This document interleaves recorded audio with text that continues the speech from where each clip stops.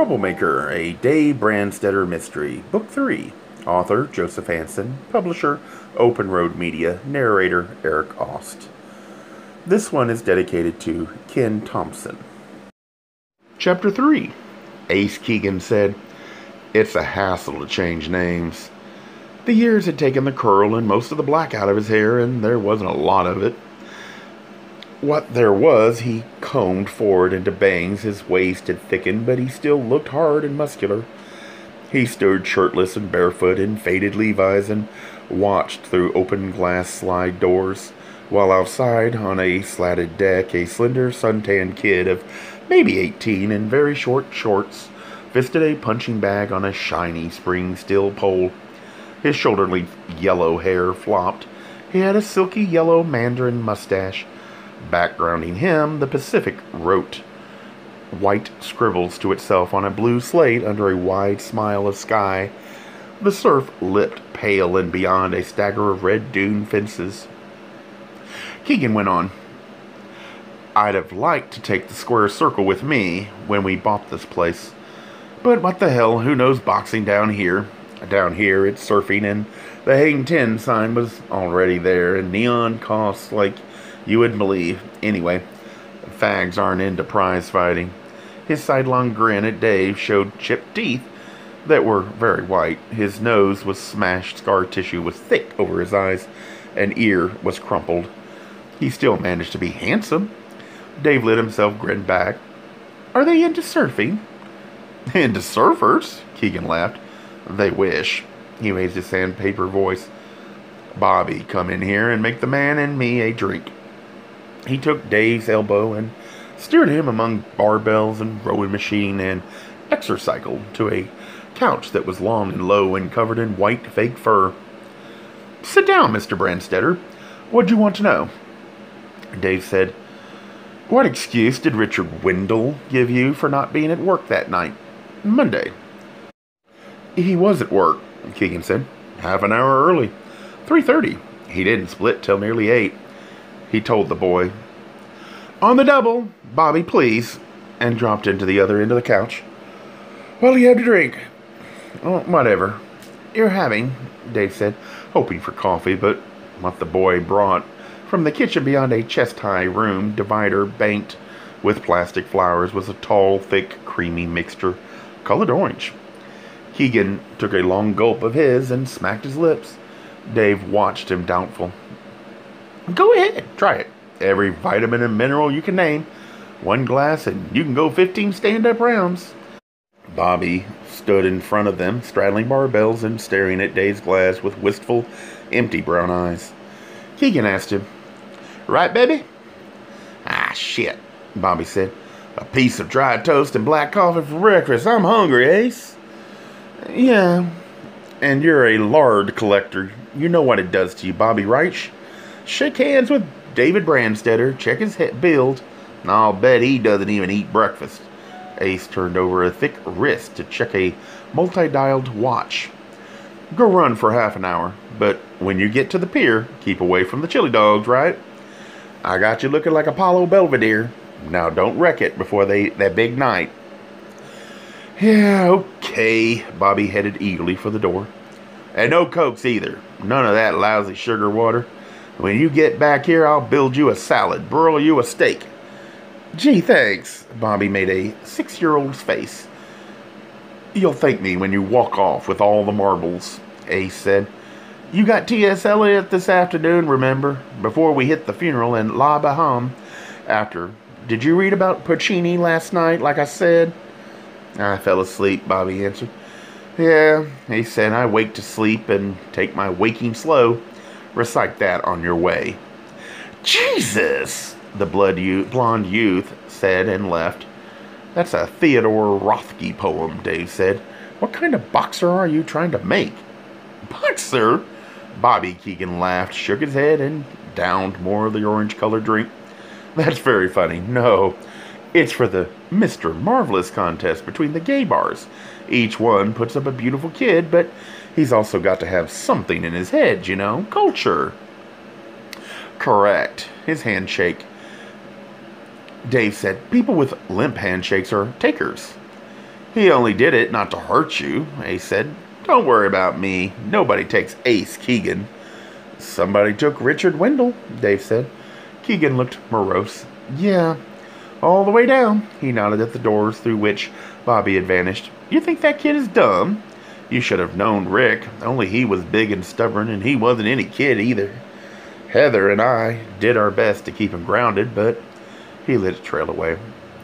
How do you mean grounded? Dave didn't trust the drink. He set it on a low, steel-laid glass table where magazines like High Fidelity and The New Yorker jostled comic books, Batman, Creepy, and where the records were Stevie Wonder and a box of your 4 Brahms symphonies. Was it a question of odds? Did he take home a lot of boys like Larry Johns? Ha! Keegan got up and stepped over the exercise equipment to punch a button on a record changer. A German half-gram pickup slowly settled on a record. The same pianist played Eric Satie from 4 corners of the room at once. Keegan turned back. That would have been no problem. I tried to get him on the bass circuit. And one night you can get through enough sex for a year. I bought him memberships. He wouldn't go. He owned pictures, magazines, slides, Dave said. Yeah, dependable. You turn on the projector, they're always the same. That was what he wanted, somebody permanent. Only what he picked. They'd never be. Talk about takers. Jesus, the last one. Weights on pulleys were still framed against a wall. Keegan began to haul on them. This arm, that arm, thick muscle sliding under the brown skin of his shoulders and upper back.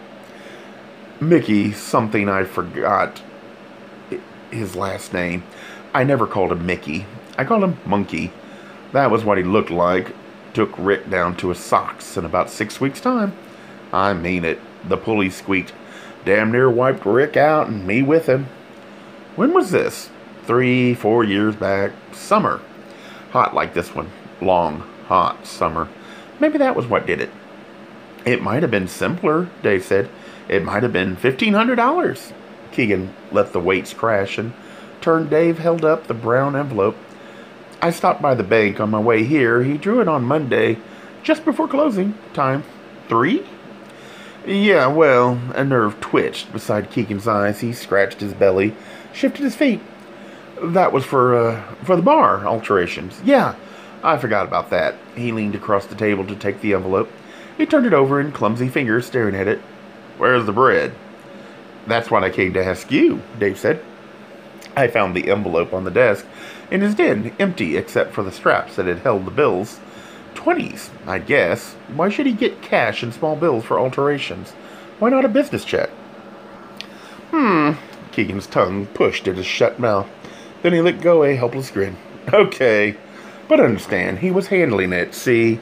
We're lowering the bar, no raising the floor, really, so what we needed would be chairs, not stools. What we had in mind were barrel chairs, or on swivels, deep leather, but they cost a lot. He must have got some deal right off the truck, lost shipment. You need cash for that kind of deal. You were his partner, Dave said. Keegan looked at him hard and handed back the envelope. I didn't know anything about it. Who got the money? The Johns kid? There was a house key, $3 and change in the pants the police found on Wendell's bedroom floor, a pack of cigarettes, and a throwaway lighter in his shirt. The serape didn't have pockets. What does Heather say? Keegan picked up his empty glass and Dave's full one and took them to the kitchen. The smack of rubber stripping said he'd opened a refrigerator door. Ice cubes rattled into a glass. The door clapped shut. Keegan stood beside the flowers with what looked like whiskey in an old-fashioned glass. Tasting it made him wince. She says it must have been for the bar. Well, like I said, Keegan gave Dave a wan smile on his way to the doors to stand looking out. 1,500, that hurts. Maybe Wendell delivered the money. Dave got up from the couch and went to stand by the short man. Maybe the chairs will show up today. Keegan shook his head. That kind of deal. They get the bread when they turn over the goods. He looked at Dave. Jesus, I'm a hell of a host. Here, this is for you. I don't even drink. He pushed a glass at Dave. It's Canadian, all right? Dave took it to keep it from falling. The breeze off the sea was warm, sandpipers. hem-stitched the wet edge of the sand. He said, "What happened with Monkey exactly?" "He walked into the bar out of nowhere, the way Savage did before him. Now you have to understand, Rick, 10,000 guys come and go in our place. They hang 10 in the square circle before that. Out of that number, some are on the hustle, and that big soft bear, all you had to do was look at him to know he was a mark, and listen to him. Talk, talk, talk, no secrets." "If the weather was hot," Dave said. "Yeah, well," Keegan watched a gull swoop on a potato chip bag. The wind was tumbling along the sparsely populated beach. He could smile and talk and leave 9,999 of them strictly alone. Then along would come a monkey or a savage, and he'd be gone, right out of his skull, and you never knew when it would be. You had to watch him every minute. "How did Larry Johns get past?" Dave asked. "I never heard of him," Keegan said, "till that night. We were on to Rick, but he was on to us. It looks like normally he'd have yapped on and on about the kid. Not this time. Sneaky." "We?" Dave said, meaning you and his mother. Keegan nodded glumly, and Dave tried the whiskey. "Nice. Maybe the 1,500 was from him. Johns. Another monkey? Another savage?" "When was Savage?" "Christ! Who remembers? Maybe 64 or 5. See, years could go by. You could forget about it. What a jackpot Rick could turn into. When he saw something he wanted, he gave Monkey a car. A new MG. Savage wanted to jet to Rome. They went together for a month. For Monkey, Rick damn near sold the house in the canyon. I mean, Heather would have been out on her ass. Monkey didn't like the place, the horses, the dog, and especially he didn't like Heather." Keegan's smile was wry. Not that she made it any secret how she felt about him. "What stopped it?" Dave asked. "The escrow took too long on the new place," Keegan said. "A condominium by the marina. Way out of Rick's price class, but like I say, when he was what he called in love, he couldn't count." Keegan lifted his hard shoulders, spread his hands. "Monkey must have just got tired of waiting. He took off in his MG and didn't come back. We lucked out. He'd wasted 15, 20 big bills by then. Rick's, mine, Heather's. It could have been 30, and look, Ma, no business, no house, no partnership, no nothing." He closed flat hands under his armpits and shuddered. "Makes me sweat now to think of it. I mean, it was that close." "It's that close now for Mrs. Wendell," Dave said. "The bank says he had less than 200 in his savings account, with those horses to feed." "She's as big a mark as he is." Keegan stepped down on the deck and began tapping the punching bag. "That little paint horse came from some 10-year-old girl in the canyon. Her parents said she could have it, but only if she looked after it herself. 10 years old." He punched the bag hard. "Crazy. What did they really expect? So they were going to sell it, but Heather stepped in, said she'd board it at her own expense, and the little girl could come ride it when she wanted. Then that big mud-color horse. She told me about him," Dave said. "She's going to have to stop. All she's got now is the 25,000 from Wendell's life insurance, if my company decides he didn't kill himself, or that she didn't kill him." "What?" Keegan stepped back from the lunging bag. "Her prints are the only ones on the gun," Dave said. "The defense attorney will hammer on that." "Christ!" Disgusted, Keegan swung away to lean his fist on the rail. He turned back. Why? Why would she kill Rick? Why not Johns? Dave shrugged. Maybe she meant to kill Johns and her son tried to stop her. And the gun went off. Keegan put his hands on his hips. Why would she want to kill anybody? If she thought Johns was going to be another monkey, to get rid of him, while she still had a roof over her head. Mouth tight at one corner, Keegan gave his head a shake and went back to punching the bag. You got quite a mind. Will she inherit her son's partnership? That would solve her financial problems. Be serious, Keegan made a face, but didn't break the rhythm of his fist. I need a working partner. You probably saw her in overalls, but she's very classy lady. She wouldn't set foot in this place. Anyway, she's too old. The hours would kill her. Besides, you don't want a woman in a gay bar. He made the bag stop bobbing and came to Dave, taking away his empty glass. He looked into his eyes. "You know that." He headed for the kitchen. "I know that." Dave went after him and leaned in the doorway. Wendell's door was open. John's and Mrs. Wendell at least agree on that, leaving the 1500 out of it for the moment. Who could have gone there? John says he heard a voice arguing with Wendell. Whose voice was it? Keegan dropped ice cubes. They ran away from each other, across sleek yellow vinyl tiles. Had Wendell had any fights with anyone? Tried to throw anybody out of the hang tin? Made enemies? Enemies? Rick? Keegan chuckled, tossing the ice cubes into the sink, opening the fridge for more. If ever there was a guy you could say it about that everybody loved him, it was Rick Wendell. He got 2 cubes safely into Dave's glass and poured bright new whiskey over them. You be at that funeral. They'll be lined up around the block. He was a sweetheart. He handed Dave the glass. Dave took it to the couch and sat there again. Your sweetheart once, he said. I saw the inscription on an old photo of you in his desk. Ancient history. Keegan bit into a shiny green apple and talked while he chewed. Yeah, I was crazy about him. Crazy as I can be for as long as I can be. I'm a Libra with the moon in the 7th house. He looked wanly toward the sunlit beach. I can't be what they used to call faithful. I hated hurting him, and believe me, nobody could look hurt the way Rick could. I just couldn't do anything about it wrong. I did what I could. I financed the square circle. I was a good lightweight. Remembering, he instinctively tightened his stomach muscles. Well, maybe not so good, but good looking. You know what I mean. They paid to watch me, and Rick didn't have a dime, so I set up the bar and let him run it for me. I made good bread in the 50s. They televised fights a lot. Remember? Bitched it was ruining the fight game. Hell, it didn't hurt me. He left, jabbed an imaginary opponent, and went into the kitchen to get rid of the apple core. No, if there was anybody to throw out, I'd be the one to do that. He hated confrontations. He was right, Dave said. The last one was bad for him. He drank again, lit a cigarette. The $1,500, if he didn't pay off the furniture trucker, then it was in the envelope, right? Who else could have known about it? I told you, Keegan came, wiping apple juice off his fingers onto his Levi's to stand facing Dave. I didn't know about it myself. That's what you told me, and you also didn't know Wendell had jumped the rails over a new boy. You didn't even suspect it.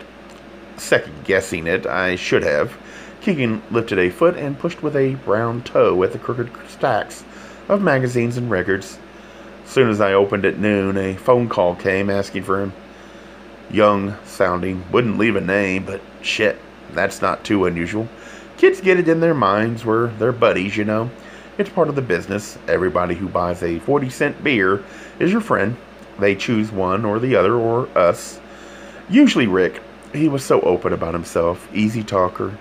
He sighed and put a foot on the floor. So they get into scrapes or get depressed. They get on the phone, but when Rick came in at 3:30, he said, yeah, he'd gotten the call at home. Then he phoned home, and the way it sounded took up an argument he'd been having with Heather about her not getting out enough. He kept asking her to promise him she'd taken a flick that night. The Sandown studs. She'd liked the horses. She didn't like what they did to them, Dave said. But she went, Kagan said. He really gave her a hard sell, argued with her for a half hour, telling her what a great movie it was, and I happened to know he'd never seen it, only opened Friday. He hadn't got a night off to see it, or an afternoon either. Not on a weekend, he frowned to himself. Nodded. Yeah, I should have figured out what he was up to. He gave Dave a bleak smile. But frankly, Bobby was on my mind. That damn contest. On looks, he can win, going away, but a couple of dudes in that lineup have got a little intelligent, a lot of charm. When Wendell left early that night, Dave said, that didn't add it all up for you, that there might be another monkey in the picture? No, Keegan said, and I'll tell you why. It was Monday. Business was slow. We were just standing around. He said he might as well see the flick with her. It was natural. Feet thudded on the deck outside. Bobby stood in the door, opening. His long blonde muscles were slick with sweat. "Salad," he panted. "Steak. I don't smell any charcoal." Keegan looked at his watch. "It's not half an hour," he said. Okay, go shower. It'll be ready when you get out." He watched the boy disappear down a dim white hallway, hopping, shedding the little shorts. Between the sun brown of his torso and legs, his butt gleamed white. Keegan sighed and started for the kitchen. "Steak for you." "Thanks, but I've got to go," Dave said. "What about the Mr. Marvelous contest? How serious is it?"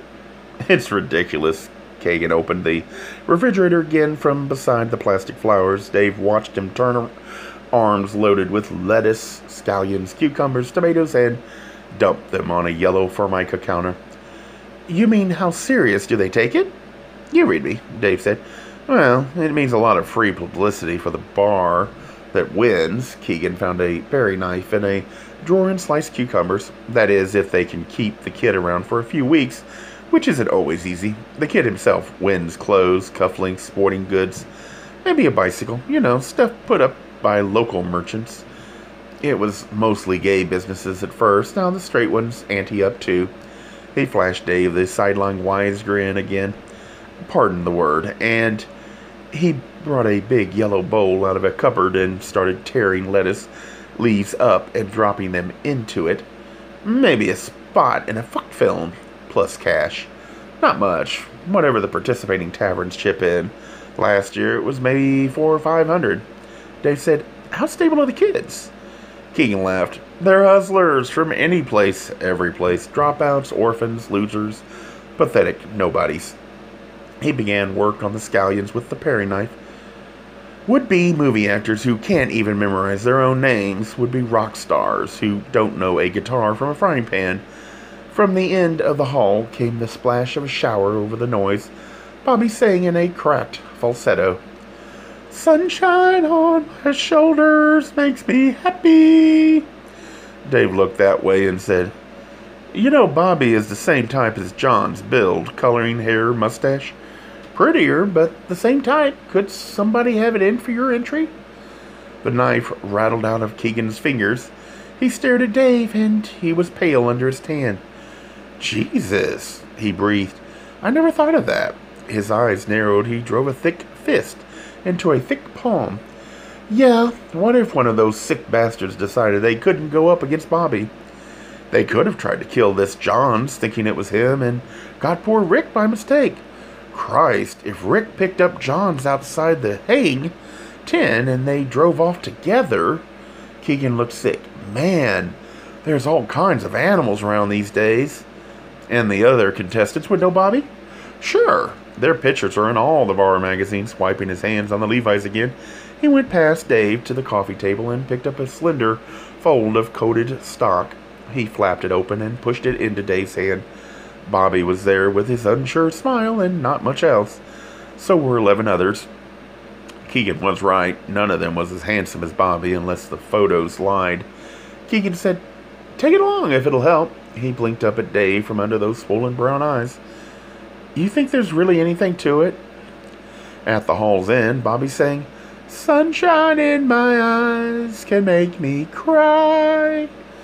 Dave folded the magazine into a side jacket pocket. "If I were you," he said, "I'd cancel the runs up the beach unless you run with him." Ace was gazing unhappily down the fall. But he heard, "Yeah," he said, faintly. "Thanks."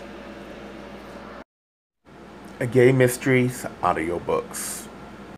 I think it is easy to hate a label, but a face humanizes the word. So this effort is twofold. To offer comfort to those like myself that your world didn't end because you don't fit into the view of acceptable society on both sides. And in hopes of helping those with family that are LGBTQ, that it doesn't mean we are aliens from the child they once knew. Reassure them so they can maybe be supportive at the same time, being true to their values.